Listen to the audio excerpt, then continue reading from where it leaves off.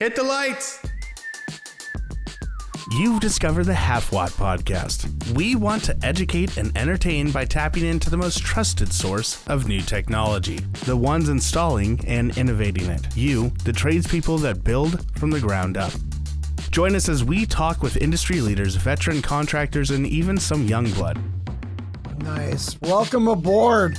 Today I'm talking to the Tatted Tech out of Arizona. Welcome aboard. Oh my. That was good. For that everyone, was good. for everyone watching Hey, this. Tyler just had some sort of a meltdown. That was awesome. Thank you, man.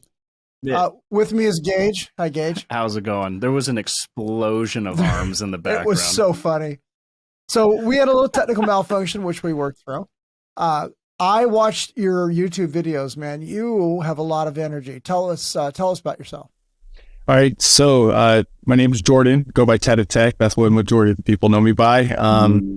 Started out in the industry when I was 18 as a grunt, and yeah, just pulling wire, fetching lube for the big dogs, and getting wire stretchers, That's right. all that good stuff. And I can honestly say, my first 2 years, I thought that this was just going to be a job. Mm-hmm. And my third year in, I was able to start doing actual wiring of hardware devices, and it was all fire alarm stuff. And Nice. I absolutely fell in love with it. Class A circuits, Class B circuits. And then 6 years in fire alarm, I moved to the security industry. Mm-hmm. And access control is my favorite. I love it. Nothing I do to build more. No kidding. Absolutely. So Access is just got you because I watched the videos I watched. You were good at it. I like access control because I get to start a system at nothing, and depending on the scope, I watch it, 1 or 2 days go from a regular mechanical door to my technologies, my programming, my hard work, making it work. And customers love it. ADA openings, I'm helping people. Yeah, so you leave work at the end of the day and you're like, I did something. I was racking my brain. I thought that it had me, and I conquered it. So I absolutely love it.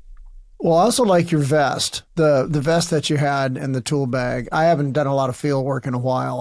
I was a manager, and then now what I'm doing, I just carry a backpack full of stuff. But I very well may pick up the vest. That looks like that's a lot easier to carry. Speaking of vests, I just did a giveaway. One of my followers just won this setup.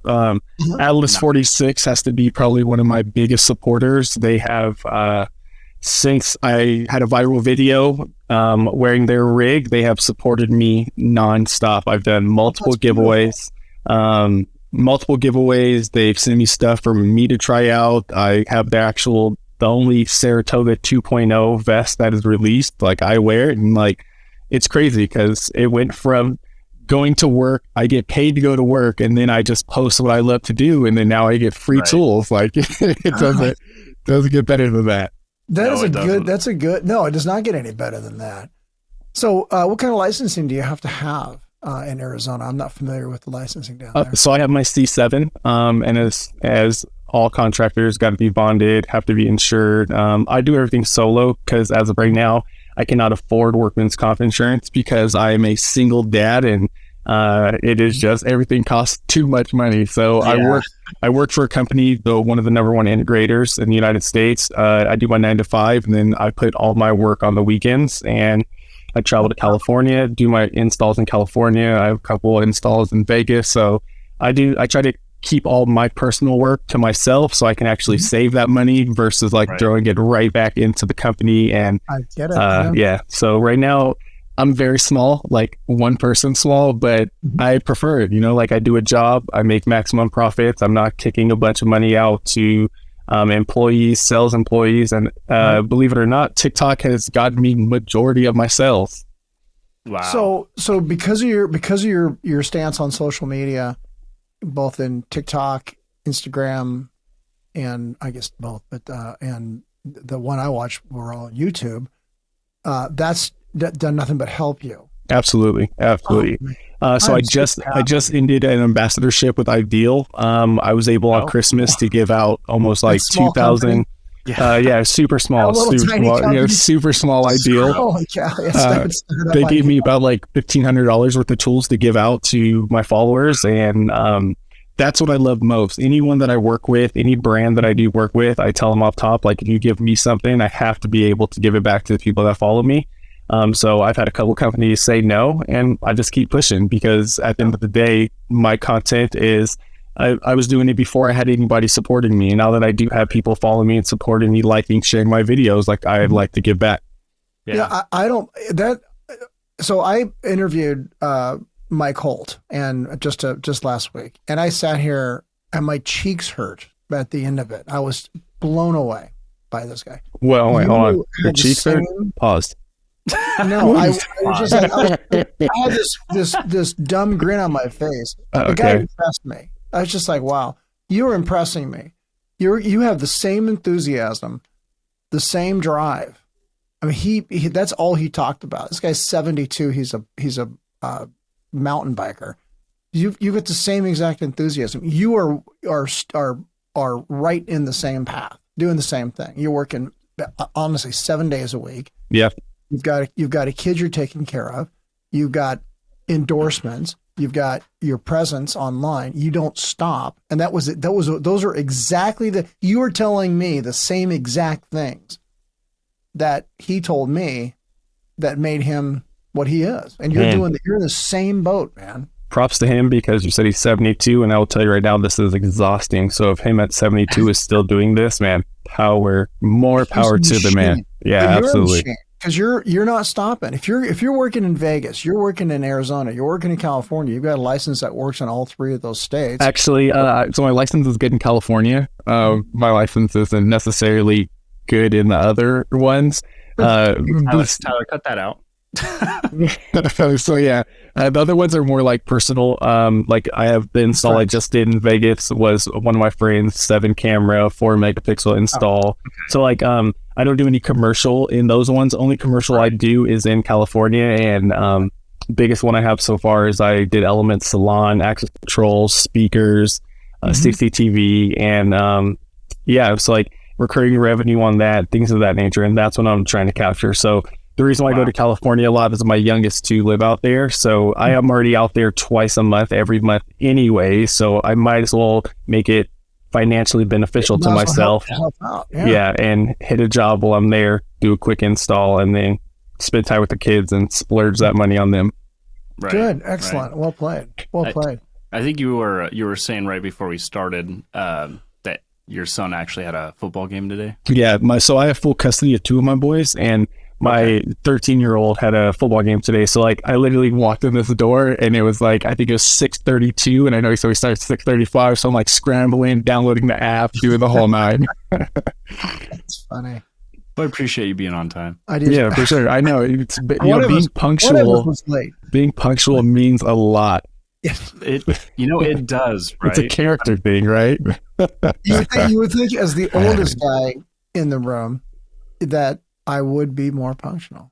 But my only excuse is I walked out without my wallet. I just completely, and I had to go get fuel and a bunch of other stuff, and I have horses, so not kids. Why didn't you ride a horse?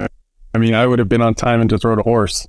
I'm telling you. What do you think outside the box, man? If you want to sink some money quickly into something, I recommend horses. Horses and boats. Horses and bust out another 1,000. That's what that means. So, talk about your tats. So how does that start? You just started getting them when you were a kid and just never stopped? Yeah. So little past history, basically raised myself with my oldest brother. Both our parents were unfortunately addicted. So I took a lot of bad turns growing up, and I started getting tattooed when I was 14. I'm 35 now, and the only thing I don't have is my back and both my thighs. Everything else is tattooed. Okay. Yeah, you do not look 35, man. You're in good shape for 35. The kids keep you young, man. The kids keep you young. Right. Yeah, all those sleepless nights, waking up, chasing them around, it just keeps you on the go.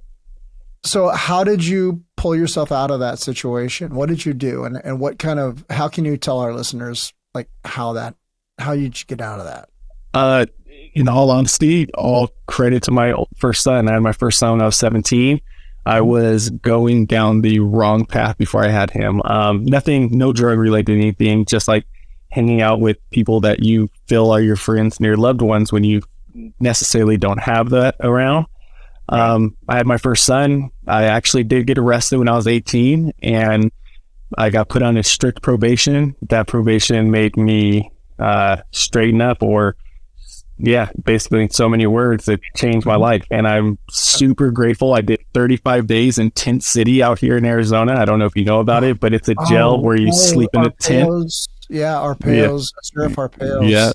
Yeah.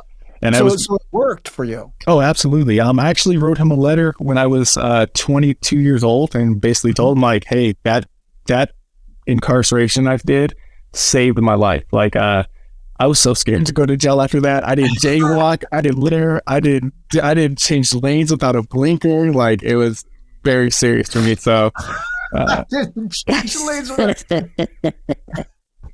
So yeah, doing 54 and a 55 license and registration. Absolutely, yeah. Hands on the wheel the whole night, 10 and 2, like not playing. That's funny, man. Yeah. So did you have to wear the pink? Yeah, the whole pink, pink underwear. And listen, the worst part about it was I went in the winter and they give you one blanket, okay? And a funny little thing about me is if I get super cold, I'll start to gag. Like I have a really bad gag reflex. So I was out there shivering in my bed at night, just like constantly. It was the worst. And all that stuff tied into me getting out and just being like, I need to change what I'm doing. And I got it. So I want to say, because we have a lot of listeners that you know, if you don't know who Sheriff Arpaio was, look him up. Yes. You can see the controversy that surrounded the whole 9 yards. Here's a gentleman where it did exactly what he was wanting. Absolutely. Absolutely. Hands down. And even besides that, not even just straightened up, but your drive afterwards, and you have not stopped driving since then. So when I got out of jail, I got put on probation, and I just literally flooded every construction company I possibly could with application. All I did was look up construction on Google, and I took down numbers on any single person that had a listing. And I mean, mom and pop shops, huge corporations, I called them all. And I just like sat by the phone for a solid 3-4 days. I ended up coming across a company called Tri-Signal Integrations. Okay. I went, I knocked on the door, put on a button up tie. I had slacks on, dress shoes, knocked on the door. They weren't hiring. Went back that next Friday, still weren't hiring. Went back that following Friday, made sure I talked to a project manager. And he was like, look, I'll give you this. And this is the amount of money I'll pay you. You start Monday. And I was making crumbs. Okay. I had no vehicle. I had to take my son to daycare on a bus. Then I was taking the bus to work. And then I was taking the bus to daycare. Then I was taking the bus back home. I was getting home around like 9:30 at night, waking him up at 5 o'clock, getting on the bus, taking him to daycare, getting on the bus, going to my job site. And I did that until I got my first 2 paychecks, bought a rodeo, and the rest is in the books. Nice, man. Pursuit of Happiness featuring Jordan. Well, no, this is good because awesome. I want folks to hear. Oh yeah. Just how hard he had to sacrifice to get to where he got. And look at where he's got. He's got, ideal, for crying out loud. I mean, yeah. I mean, honest to God. Yeah. That's a huge thing. Yeah. That's awesome, man. Couldn't be more grateful. Like since my platform took off, I've worked with Tough Built, Atlas 46, Ideal. This hat that I'm wearing, it's a Hard Tunes hat. They're coming out with a work brand. They're sending me their clothes. I'll be one of the first people to get to try their clothes. I have a deal with a company called Dirty Money Works, sweaters, stuff like that. They're sending me a bunch of gear. I've gotten stuff from Circle K. Actually, hold on. Let me show you what Circle K sent me. Yeah. I love this guy. We got to interview him more. I want to see how far he goes with this, because this ought to be good. Look at here, a onesie, a Circle K onesie. That's awesome. So Basically, I had to try some of their breakfast foods and talk about it for like blue collar workers. And although I ended up not doing the deal because I do not eat that kind of stuff in the morning, and I felt like a fraud trying to, hey guys, come out here and grab these delicious hot dogs. And I was like, yeah, I can't do it. So I actually ended up turning that deal down. And there have been some that I turned down because they send me out scripts, like lunchies and my lunchbox that I do. They kept sending me out scripts, and I was telling them like, the reason why I like my platform is because it's me. It's not like, I'm not, if a tool doesn't work, I'm not telling you to get it. I'm not reading a script. Like, let it be true. You're not going to BS anybody. Yeah, absolutely. You're straight shooter. You also smile, right? When I watched the videos, you were smiling, talking, happy, positive. Yeah. And that's what I get from you, is a very positive. Like if I was to work with you, my guess is you would say, okay, this is how I do this. And you see what I'm doing? And it would be a lot of energy, a lot of positive energy. Okay. So here, let me go ahead and let me talk about that. So, right there, I just saw it. I absolutely love what I do. But when I'm on the job site, it's business. My videos are a lot different than what it's like when I'm at work, unless it's a customer or something like that. I would say a lot of my coworkers like me, but the ones that aren't pulling their weight, they don't like me because I'm not going to, like, when I got in the industry, when I was 18, God, the names I was called, the way I was treated, is totally different than what you can do and how you can treat someone nowadays. Right. So when you have someone coming in at 22, 23 with a company vehicle already, no experience, and they're on their phone or they're listening to podcasts while you're trying to teach them something, like that rubs me the wrong way. So when we're on the job site, it's business. Like let's make a profit. I'm trying to turn a profit. I need to show my value to this company because my job is number one. And when I come home, if I had a bad day, I can't just shake that. I can't sit at home and be like, oh well, today I really process of elimination. What can I do better than where did I make my mistake at? Like, what could I have done differently? Actually, 2 days ago, I messed up at work, first time ever. And I actually texted one of my friends and be like, I got humbled today because I install access control all the time. I used a template, something I never use. I always freehand it and use my measuring tape, but I used the template. The template was off, and it hurt me. I ended up being at work for 12 hours. Oh my God. 12 hours doing one door. Oh, yeah. I also do access control, and I know the days that you're talking about. So I don't know. Do you know the Schlage AD400, the wireless handset? It basically reports to PIMs, your access control. Yes. Yes. So I was reading the schematics. It told me 1 3/4 off the edge of the door, 1 3/4, put my template, punched the whole 9, drilled it, put it in. The latch stuck out about 1 inch too long. So it was actually supposed to be 2 3/4. So all my through holes, all my locking mechanism, everything I screwed in for the first one was off. So I had to go get a cover plate, drill through the cover plate, and then the holes showed a little bit. So then I had to get a silicone bead, blue tape around the entire thing, silicone it, let that sit, pull the silicone off. 12 hours. Wow. 12 hours. Yeah. So that's brutal, long day. That is brutal. But like you said, when you leave the job at the end of the day, especially, I mean, I'm sure you do retrofits and upgrades and stuff like that. I do a lot of hospitals, and like going in there and just like talking to the nurses, and as soon as you get in there, you know, they're like, "Oh my God, thank God!" You know, I'm bringing patient, and then after like 3 hours, or if it's a couple weeks, they're just like so appreciative. I mean, it's just like instant gratification. 100%. The thing that I get the most thank yous on is when I'm doing hospitals would have to be the automatic openers. The nurses, the doctors, they are so grateful when you take a door that they're usually backing into with a wheelchair or a bed or something of that nature, and doing the long arm stretch to pull the bed through. And whenever you get an automatic opener on there, the appreciation is amazing. So yeah, definitely. You install the ones where you just wave in front of it and it opens up? Wave. We have ones that wave. When I was working in California doing a lot of work for Hogue, they have like some of the doctors walk around with like basically the button on their clip. We just program the RF. signal. So they walk up, hit a button, opens before they're even approaching, motion sensors, like everything of that nature. So if it sends a dry contact, I'm in a dry signal, we will install it and make their lives easier. Nice. Yeah. You ever use any like CX12, CX33s? No, what is that? I think they're Camden's. Camden's the brand. And is that the auto door opener? Yeah, basically. No, so like basically 90% of the time whenever I am doing auto door openers, I have installed a couple myself though, but when I am doing auto openers, I am usually just doing it's already installed, the closer's already on. I'm just doing the power up program and then integrating my system with their system. Okay. Yeah.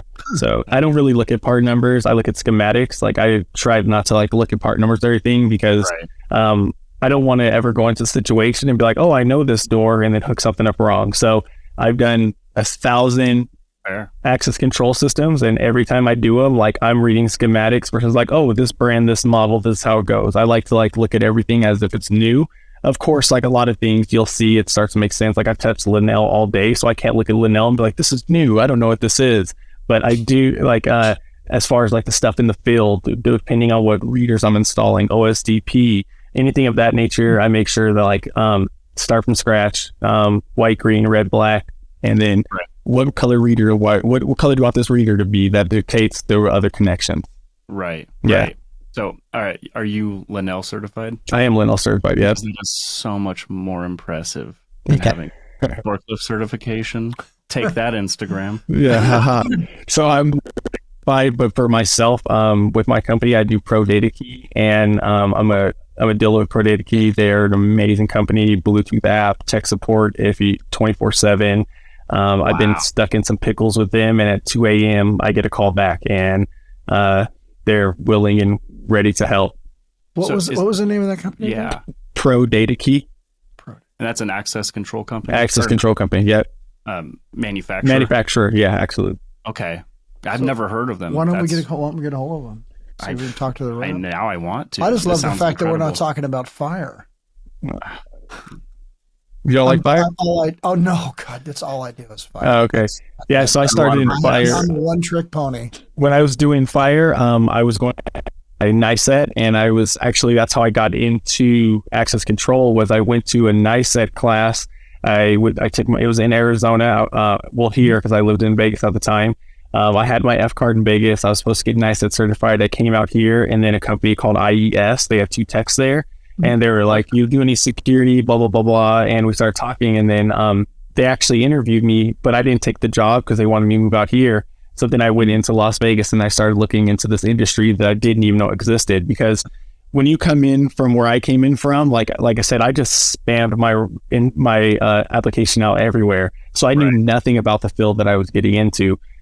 So very closed-minded, tunnel vision, fire alarm is low voltage. I didn't understand that CCTV, data, networking. I didn't know all of these things intertwined until I saw IES, and they have a networking side, a security side, and boom. And I'm like, okay, let me see what else I can do, because I like fire alarm, but troubleshooting ground faults will be the death of me, and I don't ever want to do that again. So it's why I've never wanted to learn fire. It's eating a lot of people for lunch. What kind of fire system did you work on? EST. So I did a job. I think it's called. I don't know if I'm allowed to say the name of the company because it was a government project. So I did a government project in Utah, and it was all EST, Class A circuit, and it was 1,200 points of initiation, huge system, and they just hired a bunch of green guys to get the install done. So when it came time to do the programming, we had 142 troubles, 17 ground faults, on every initiation circuit. And for probably the last 6 months of the project, all I did was look for ground faults. And it was I never want to touch a multimeter looking for ground faults ever again. ESP is a system that has to be installed right, programmed right. Once it's done right, it is a completely it is something you put up in it. You don't ever have to change it. One thing that I like about it though is that they have that mapping in it, and it'll tell you where the ground faults are at. But see what the problem is when you're doing a government facility and the smoke detectors and heat detectors are on the ceiling, and they have $1 million generators and all this other stuff. Like, it just makes it that much harder. And then you clear that ground fault and then passes down the line, you get another one. So it's everything was on a boom lift. It was miserable. That is miserable. Work life was horrible. Yeah. It's a pretty unique product, especially with the way that it operates. I managed a company that was an EST dealer for a number of years, but I'm a simplex guy at heart. That's why I started with, and that's where I'm back working again. And simplex is a whole different kind of machine. It's got its own ups and downs, but it's I don't know. To me, it's a labor of love at this point. And when I get ground faults too, but I work in a hospital, so it's the only snap moments are when you have to go above the ceiling. You have to generate dust, because dust generation in a hospital is, at this point. It's a no-no.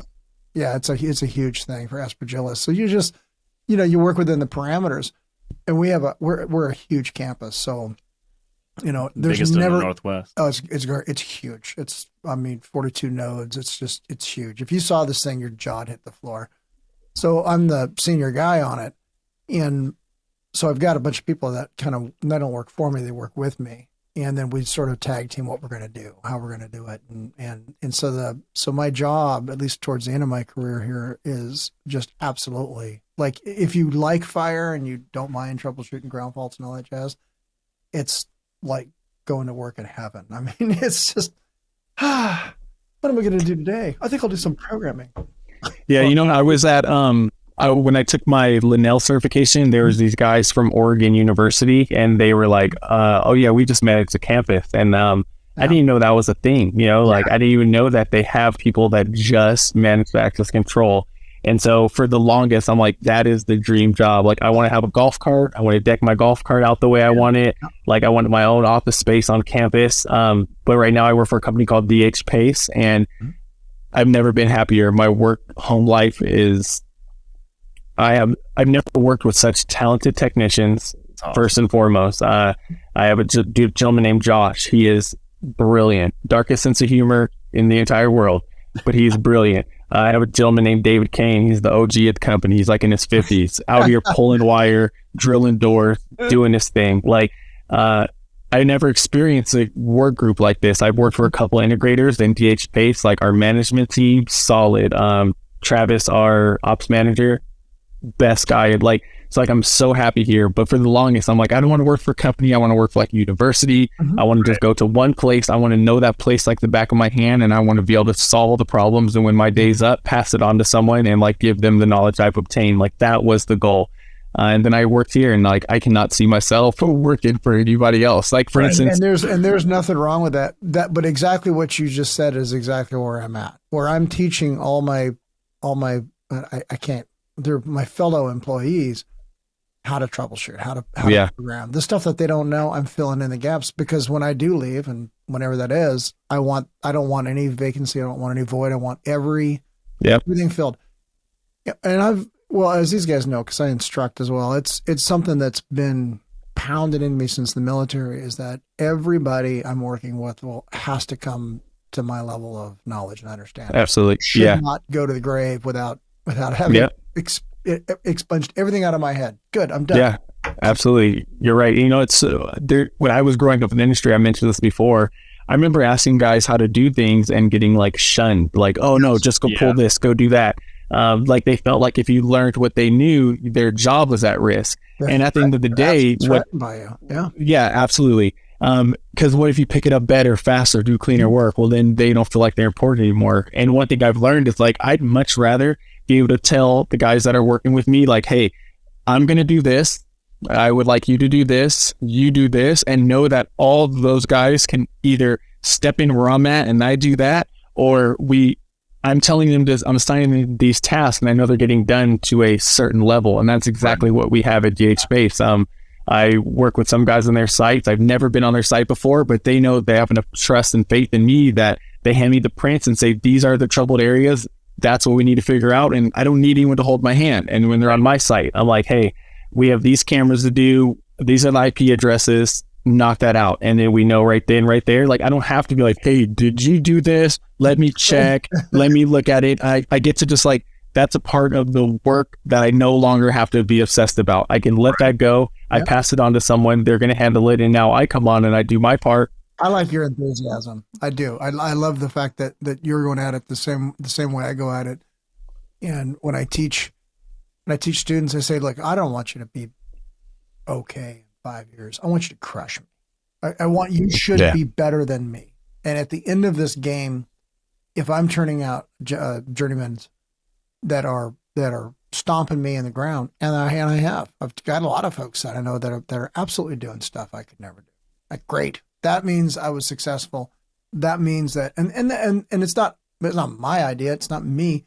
This was the way it was always this way. If I was teaching you to be a stonemason, I taught you all the ways to be a stonemason until you were building arches exactly how they should be built. And then when you moved on in your career and did stuff that I couldn't do, I would learn from you as another master mason going, yeah, this is how all this stuff works. And wow, check this. Absolutely. And that's the way the trade moves forward, especially at the rate that it's changing.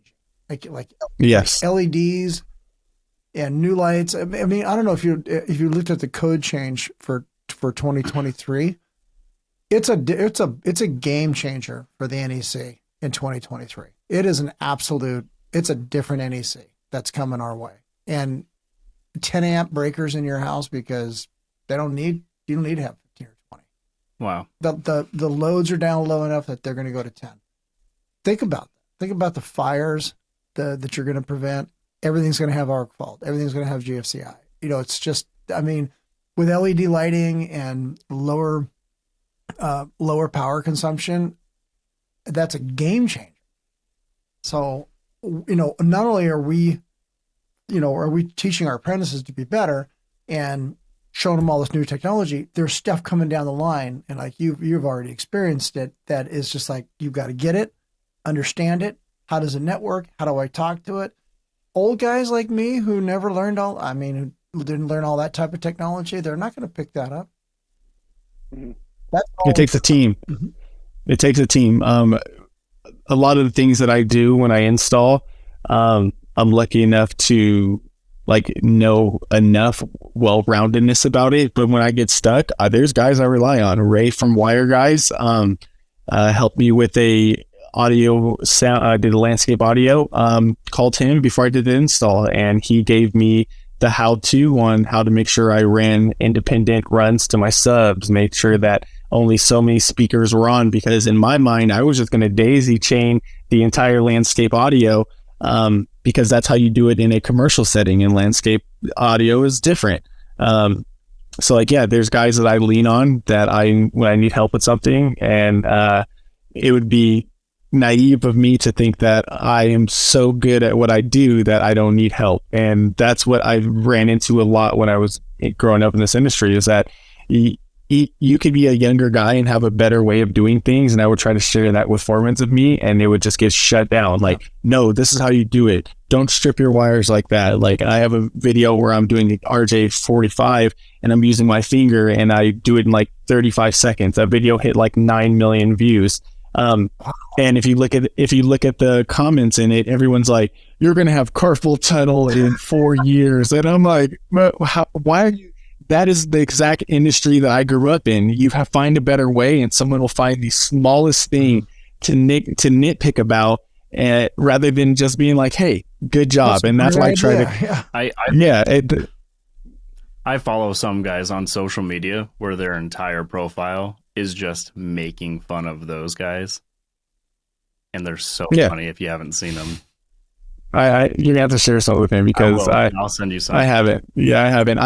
I spent a lot of my time when my page first went viral, because I will say one thing, that I'm passionate about what I do for multiple reasons. One, it puts food on my children's plate, a roof over their head. So this isn't, when people come in the beginning, were critiquing my work, it used to really get to me, because I practiced to get where I'm at. I came home when my friends are going out on weekends, and I was studying schematics, and I was building display boards in my garage trying to be better at what I could do. So then when guys that have no experience that were like coming in and be like, yeah, that's wrong, you did that at the beginning, used to really piss me off.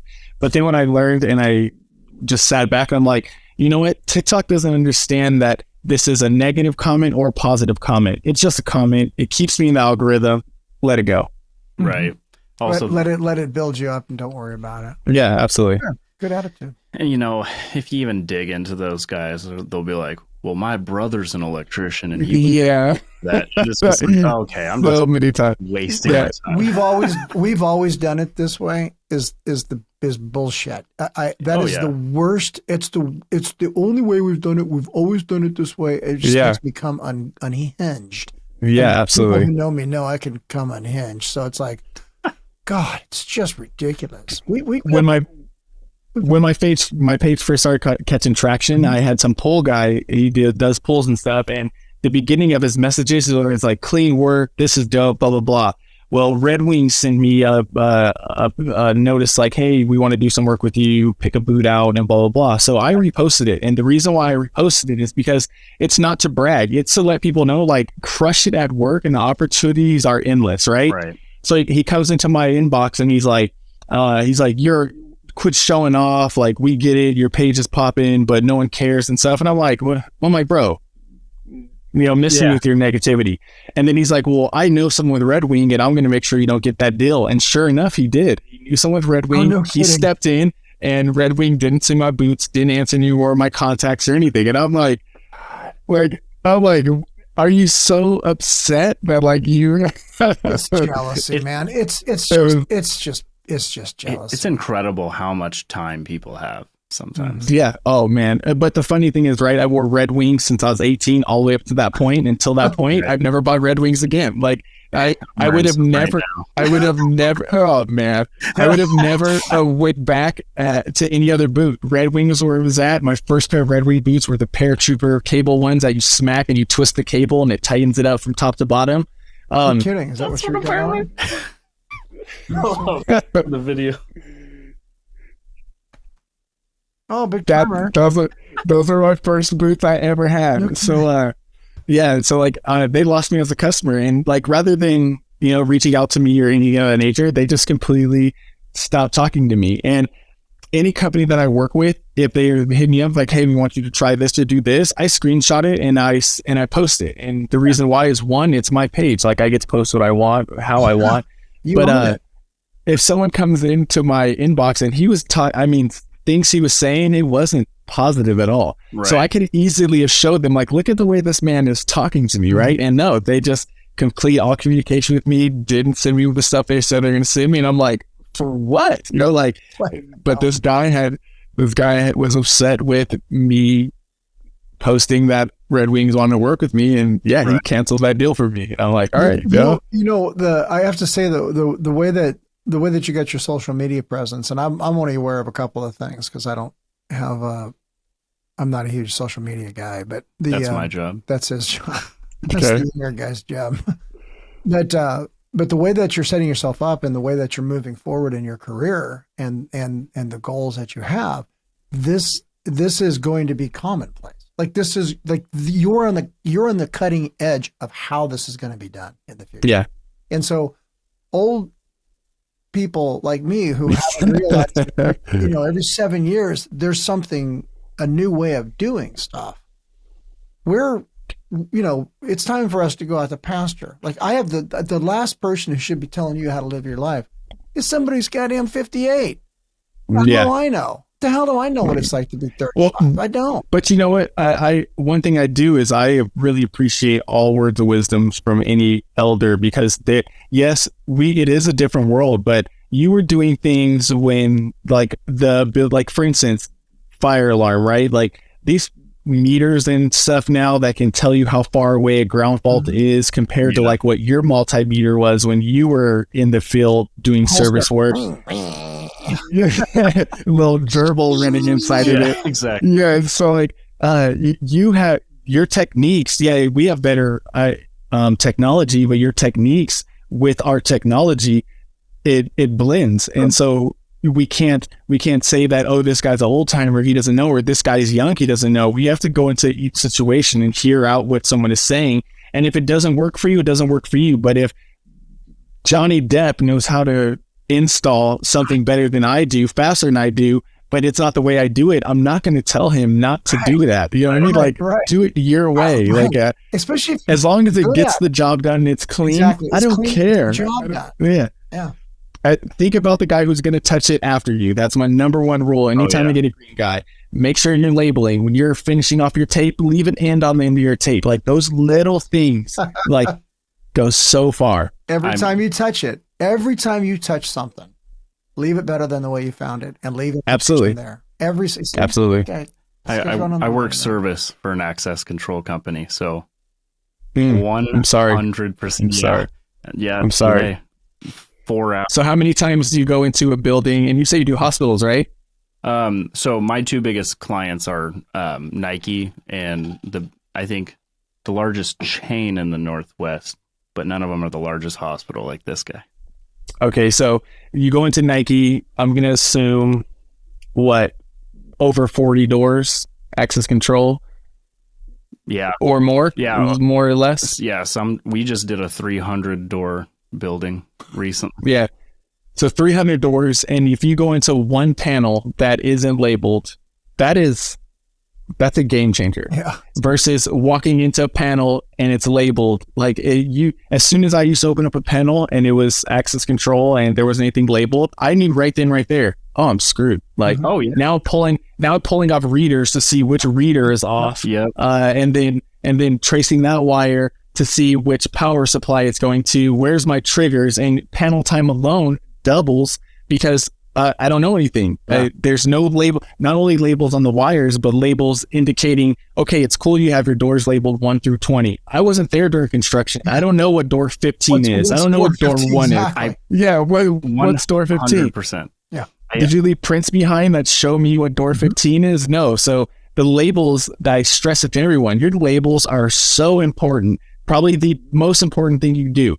If you're going to label through a numerical system, cool, that's all good. Like, I get that. It's shorter time during the install. But whoever that guy dressing out that panel is, if he doesn't have a list that sticks on that panel, cannot be taken away. Right. Door 1, front door, door 2, side door, door 3, entry door, like, shame on that installer, because that final guy touching it who actually knows what door is what, yeah, you can go into programming, you can look and see what it's labeled at, but like, I just did a hangar and it says hangar 1, hangar 2, and there's 40 freaking hangar doors.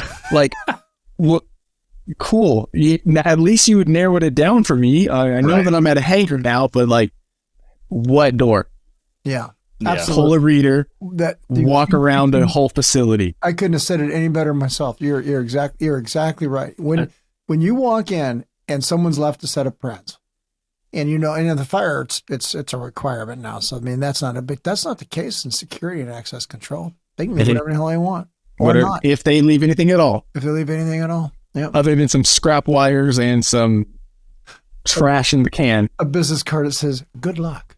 Yeah. we just got the service contract for another client. We didn't do the install, but a year later they quit and hired us for service. Mm-hmm. And yeah, I walked in there and everything was labeled door 1, 2, 3, 4. But in programming, they're like southwest lobby, northwest door isn't working. And I'm like just staring at the panel, just like, yeah, is that 2? Right. You see, in that industry, that knowledge that should be passed down, and it really is a journeyman to apprentice knowledge. This is the way we do things. Well, I like to silo that information to make sure that no one can kick me out of my job or what bat squeeze they come up with. But when we break all that down, we go, no, we want that knowledge passed down to our apprentices so that they pass it down to their apprentices, and we move forward in that. You can see in parts of the industry where that's taken effect. You can. The fire was a good example. There's many times I've walked in especially to a high rise where you've got, I don't know, say a notifier 3030 or something like that. Nothing, no way to control it, no way to figure out what the bypasses are, no buttons, no information, no book, no nothing. And you're like, great, I got a 15-story building, mixed use commercial. Every time I do anything, it lights off. There's not a anything here. And so I look at the client and I would just go, look, man, you're sold a bill of goods. This is a great system. It'll do everything you want it to do. But it's just like getting a Maserati without a steering wheel. Yeah. No one knows how to run the damn thing. No one knows anything about it. So it gave you half of what you needed. Go back to where you came from, where you got this thing, and tell them to come finish the damn job. Absolutely. On my pack out, so I carry 2 pack outs with me at all times. The 3-drawer system, I have 2 of them. I have my 12 volt, my 18 volt, my batteries. I have all my stuff I use on a regular basis, screws, anchors, beads and stuff. And at the very bottom, I carry 2 labelers, and I carry 6 things of labels in it and a charger and 2 extra batteries, because atop of all that stuff that gets the job done, it means nothing if at the very end you are not labeling your stuff. But one thing about labeling is I've seen people that over label, right? I walked into a cabinet and into IDF, and it says power supply for CCTV on the can. And I'm like, oh, now if someone wants to break into here and shut all the cameras down, they know exactly where to go. Right. Yeah. So you can definitely over label and label the incorrect stuff, but label. That's the number one thing I tell anybody that comes in. Right. You're like, yeah, man, there's 4 cans on the wall. I would have eventually unlocked that one, But not only that, label the inside of the can. You know what I mean? Yeah. You don't label the inside of the can. You shouldn't. The maintenance or anyone comes in who may have access to IDF and it says power supply to CCTV in big bold letters and nothing else has that big print on it. It's kind of like, is safe inside. Yeah, absolutely. And your service call just got 3 times longer because maintenance touched it before you did. Oh yeah, that's a good one. Yeah, I did a access control company for someone who has a non-disclosure, so I can't say who they are, but they had their maintenance guy try to install the crash bar. It was a electrified crash bar with the 15-second timer, so you just can't walk out, it buzzes and stuff, and he butchered the door. I mean, I think he had at the end of it 7 holes, and there's only needed to be the 4, the 2 here and the 1 passing through. But what he did was he set it too close and the door wouldn't close. Then he set it too far back, then it was hitting the weather strip. So then he cut the bar and then he mounted it. So when I took it off, I had to put a push plate on the front and a push plate on the back. And I'm like, why would you even let your maintenance guy touch this? And then of course the maintenance guy's like, oh, these were from the existing locks. And then I'm like, oh, okay. When I got here, they shipped the door like this. The door wouldn't open, and you're like, it's okay to say you don't know. I'm not gonna walk into a job or they're just gonna be like, hey, while you're here, can you do some plumbing work? And I'm like, well, hourly, time and materials is time and materials. Yeah, seriously. Yeah. Hey, but actually, let me touch base on that with you saying that it's okay to say you don't know something. Right. Would you feel that? Well, at least from my experience, the things that I didn't know that I actually touched and put my hands on, that's the only reason why I learned how to operate them in the first place and how to do it. Because I've never cut in a strike my first time. I never installed a mag my first time. I never installed a delayed crash bar my first time. So I've never once said I don't know how to do it, but if I can't get it, then I'll speak up. But I just had to pour concrete. I had a TikTok video the other day. I'd never poured concrete a day in my life. I had to do a post and I had to mount to it for a basically handicap button, and there was no way to get it where it needed to be, the distance from the door, because the auto door. And so I know concrete's not that hard, but I've never done it before. And so my boss was like, hey, Jordan, you want to pour concrete? I was like, yep. Went home that day, watch a YouTube video, talk to my cousin who does, he does all demos and stuff, got his advice. And my cousin gave me some knowledge. He's like, you're going to need ground stakes. Cause I was thinking I was just going to go there, build a box, set it down, pour the concrete in, and that was it. Yeah, he's like, no, you're going to need ground stakes. You're going to need this, that. You're going to need a mixer. And these are things I didn't know. But when my company asked me if I could do something, I think my number one, what keeps me so valuable is I've never said no to anything. Like I've never been like, I can't do that. My first auto opener, like I can honestly tell you, I was shitting bricks because those measurements have to be exact, and it says it on the thing. It's like 3/4 off the wall, 5/8 back, like, like everything. It has to be dead on. And so like, you're just like measure it 15 times and like, all right, let me blue tape this and mark it so I know where I left off, write my notes, and like, but I did it, it worked. And then you get to step back and you're like, man, I just did that. Like, I just handled that. And that's like the biggest, like I was saying earlier, like that sense of completion at the end of an 8-hour day. Nothing, I don't know if there's anything, I don't know, maybe stocks are making millions and whatever, but like as far as like using your hands and getting it done, like that's why I love this trade, because it's a puzzle every day. If you're doing installs, there's not one install unless your electricians are renting conduit for you and you just have pulling wire, installing material, you have junction boxes. If you're in the retro life, it's a puzzle every single day. Is there plumbing behind this wall? Is there a fire block? If there is a fire block, how am I getting through this fire block? Like that is what I thrive on. I'd love being able to, in an 8-hour day, complete a retro. And I'm looking back and I'm like, and I'm not cocky in any mean, but I'm like, I did that. Like, I did that. I totally feel you. And I have the same thing, like, because we do a lot of access control and cameras.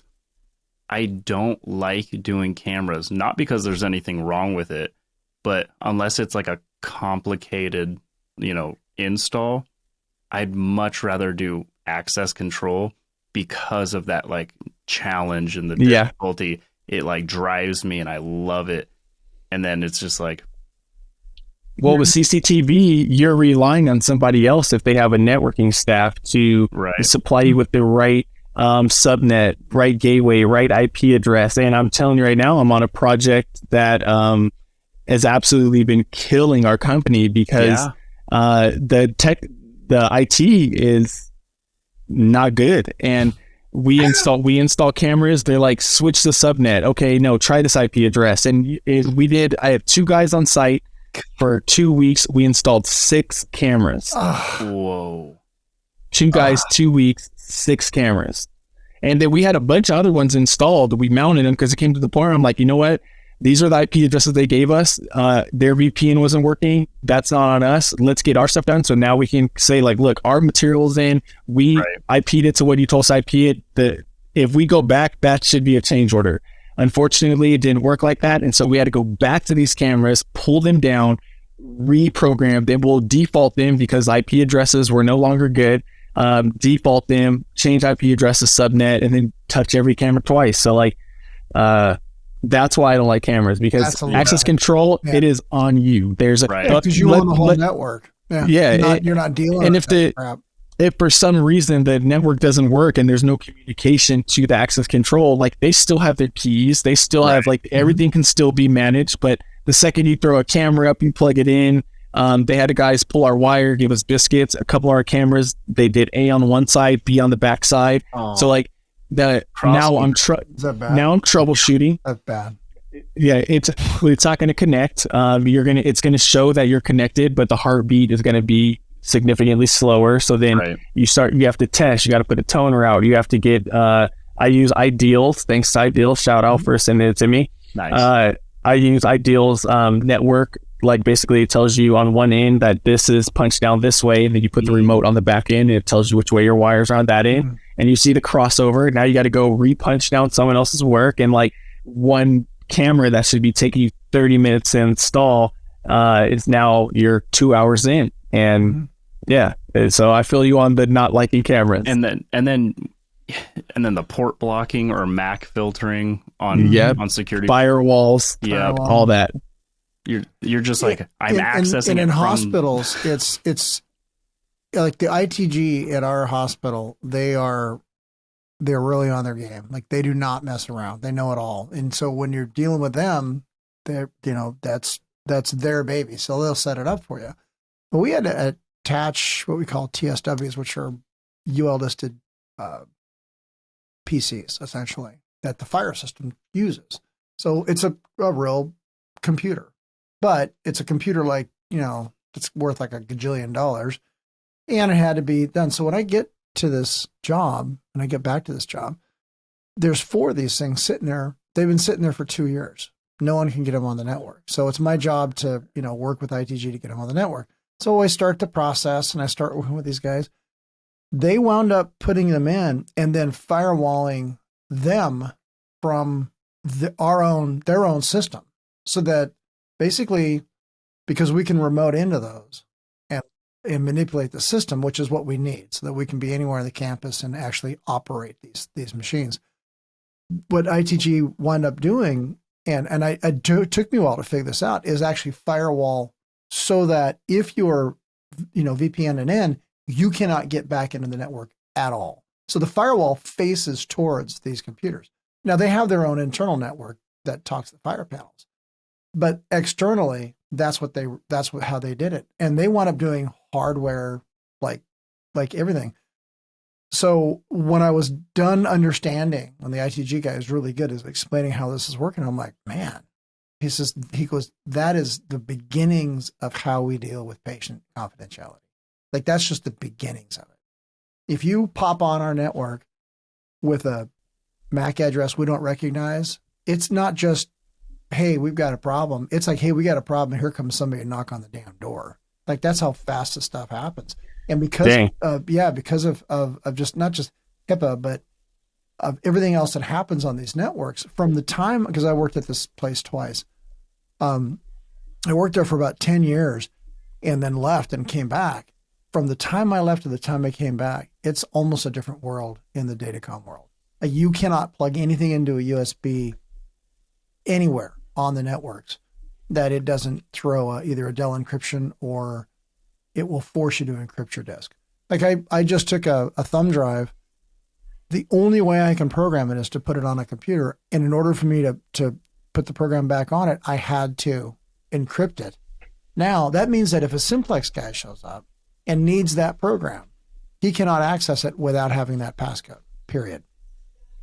Like, well, it's not like, 1, 2, 3, 4. That's 5, job security. Yeah, it's huge. Yep. And that's job security. No, just all of the nuances as they were explaining to me, and I'm just like, our go be a manager now. Our firewall is a spoken ring. It's like, hello. We move the data inside our network, like it's.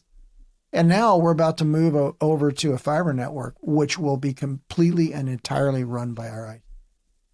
So, and what they'll do is they'll provide us fiber ends, and everything else is completely invisible. And when you look at the amount of data and the amount of information they're moving, it's incredible. We have 18,000 people that work for us. But I mean, this is not a ma and pa. I mean, this is a city on a hill, essentially. If you ever come to Portland, I'll give you the nickel tour. You start working in this place, and it probably takes you 6 months to figure out just where the hell everything is. It's that big, and it's wow, that's incredible. Yeah, it's the kind of site I want to manage if I were Oregon Health Sciences University. It's just this massive city on the hill. It's incredible.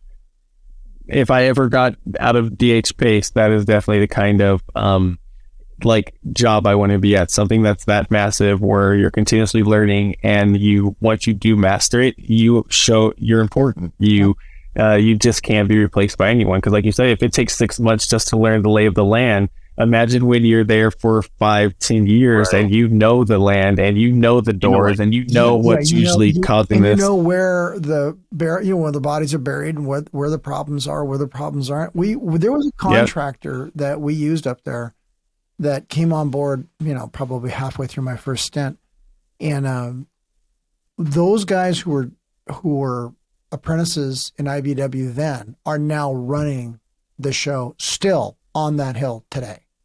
And one of them, who was an apprentice when I knew him, says, "You got to come down and look at this." And he opens up this terminal block for the simplex system. And I just was like, it looks like a museum piece. He goes, everything everything in this hospital right now is wired like this because we just did it. We just spent $5 million everything, all Class A. Oof. I mean, you open up a can and it's just like, it's a work of art. And I mean, the whole damn thing is that way. Everything. That's awesome. So the guy who set all these standards up for this particular group was a guy I worked with from Simplex before. We both came up to the Hill. He taught me everything I needed to know. He was the guy who taught me how to troubleshoot, how to program, how to get it all together. He wound up going into ITG. He still works for the Hill. He just doesn't work for us. And he's way advanced. And so I owe this guy, like how I do what I did, I owe it to him. And so now, you know, I'm looking at it, it's like everything that this guy wanted is now here. And it should have his name all over it because it's his work. And that's a good vision. Yeah. And all I can do is go, this is the way it should be. This is what he wanted. He worked hard. This is what we got. And, you know, if you don't wire to that standard, you don't do it to that standard, I'm an animal. I'll just come after you. Yeah. That's the way it has to be. Yeah. Love it. Well, we've hit our hour. Don't. What? Fine. Sorry. I was enjoying it. I know. I have dinner to make, so it's a good time to exit. Thank you so much for being on the show, telling your story. Yeah. It's been awesome. I'm definitely glad you guys had me. I'm not going to lie. It was like in the beginning, I'm like, when will we get to talk about? But there's no dead point. It was better than the Joe Rogan podcast. We could have you seven more times and excellent. We'll figure something to talk about. Well, thank you. And we'll be watching the YouTube videos and all that stuff, man. All right. Well, I appreciate it. Thank you guys. Thank you. Wait, actually, before you take off, plug all your social medias, YouTubes. Plug everything. Okay, yeah. Everything is easy. Easy. It's Tatted Tech, TATTED_tech, TECH. That's my YouTube, my Instagram, and my TikTok. My TikTok is probably where I am the most consistent, but I'm in the process of moving into a home. And once I get into my home, I'm going to be doing the whole YouTube on how to everything. So I'm going to wait till I get some wall space and I don't have to take it down after my lease is up. Right. So once I get into my home, I'm going to be access control 101, how to CCTV, and the little bit of fire alarm that I still obtained. Nice. Congrats on the home. Yeah. Yes. Oh, thank you. Yeah, it's not happened yet, so let's wait until it happens. Don't jinx me. Haven't failed at anything else yet. Yeah, for sure. I'm working on it, guys. Thank you. Thanks for spending some time with us. All right, guys. Bye. Thanks for listening to the Halfwatt Podcast. We always want to hear from you, and we encourage you to email us at halfwattpod@gmail.com with questions or even your own stories. Funny, crazy, or praiseworthy, we want to hear it all. You can follow us on Instagram at halfwattpod to stay up to date on our feed. Be sure to subscribe wherever you listen to podcasts. And share us with a friend, the best way to help us grow. The Halfwatt Podcast is a production of Now Hear This Studios.